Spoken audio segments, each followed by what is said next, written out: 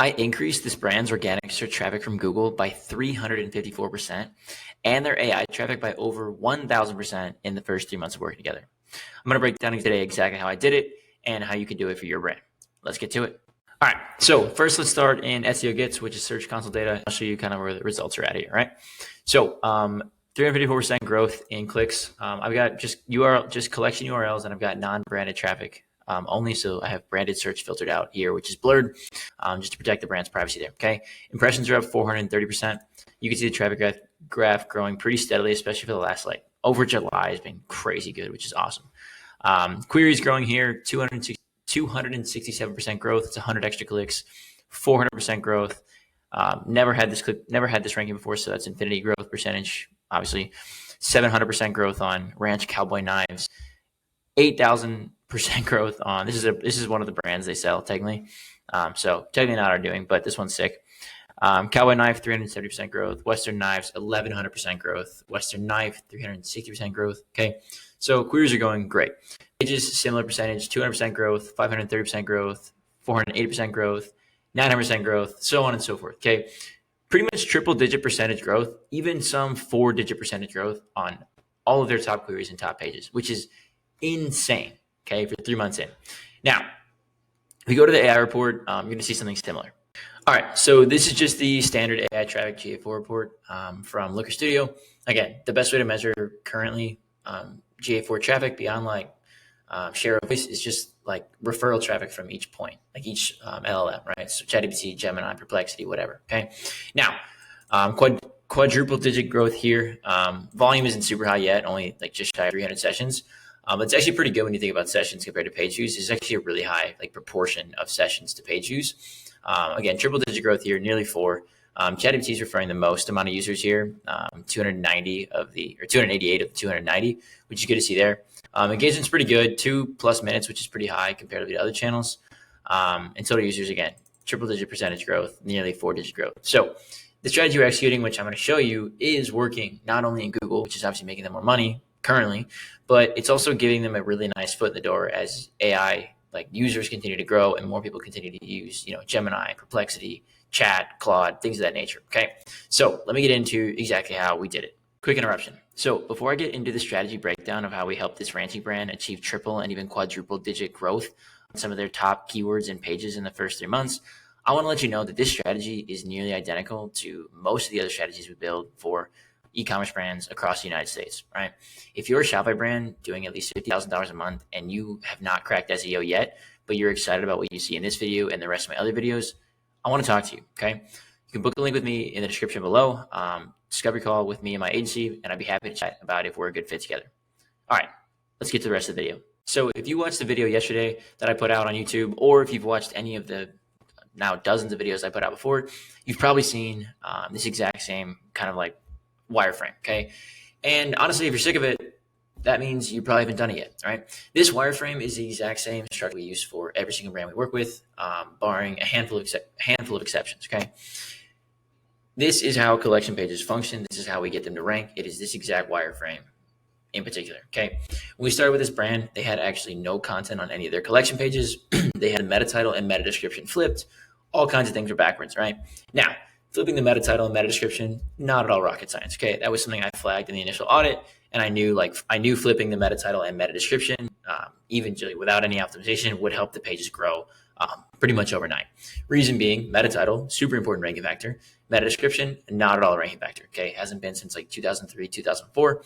So getting what was supposed to be the meta title into the right spot, flip the pages overnight, right? Rankings were growing 5-10 spots seemingly within the week.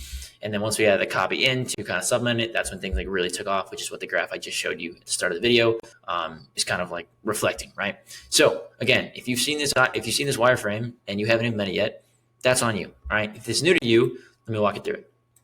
So main nav here, right? Pretty straightforward. Every e-commerce website's got a main nav. I'm not going to run through that, okay?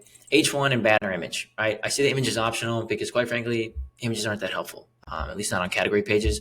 The only thing they do is stroke your ego and they push the products further down the page, okay? If you've got an image on your collection page, I would recommend you take it out. It doesn't benefit you whatsoever, okay?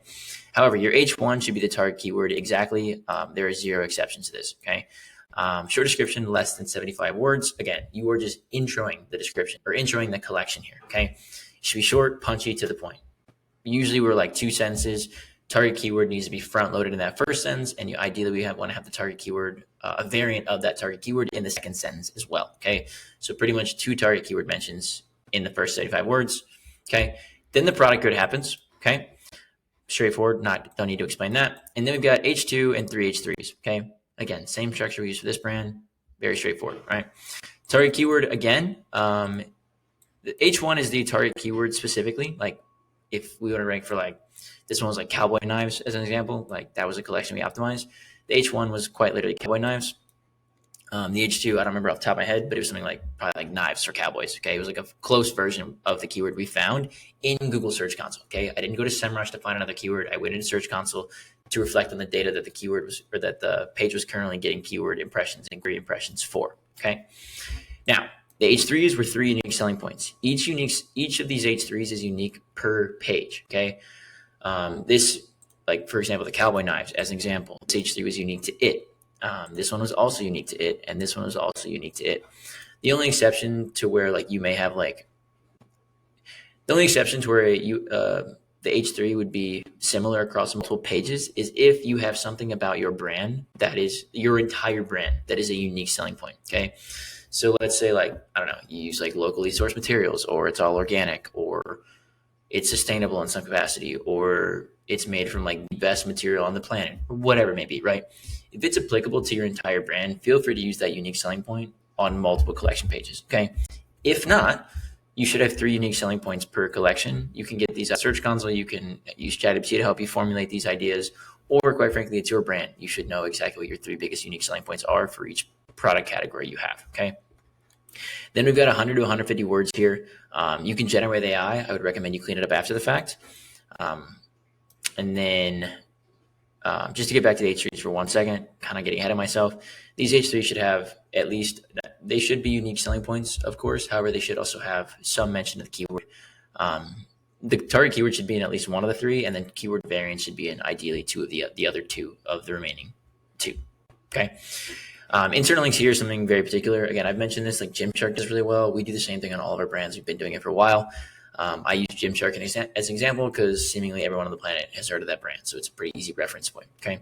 Again, let's say like this page we're linking to is about cowboy knives. Okay. They also had a knife sheath collection. So like we linked this link. Number 1 was to that.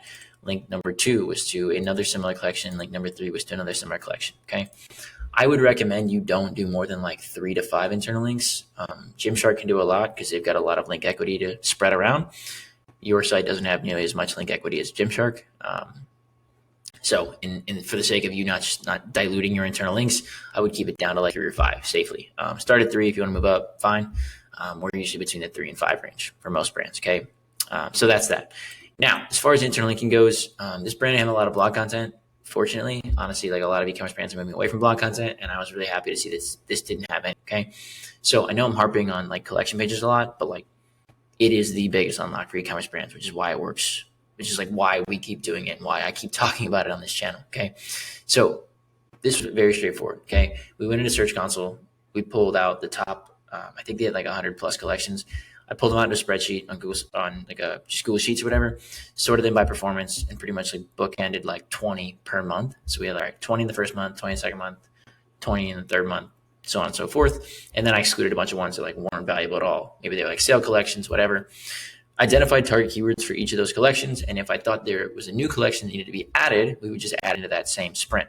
Okay. So in some cases we were building out like 25 or like 23 or 24 or 25 pages a month. And that was just for the fact that we wanted to get the internal link set up right away, as opposed to like it 404ing or us having to go back and like backlog an internal link later on.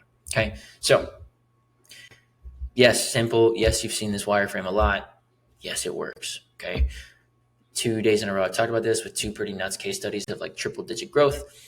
So if you want this done for your brand, book a call with me. Link is in the description below, and I'll talk to you there. Peace.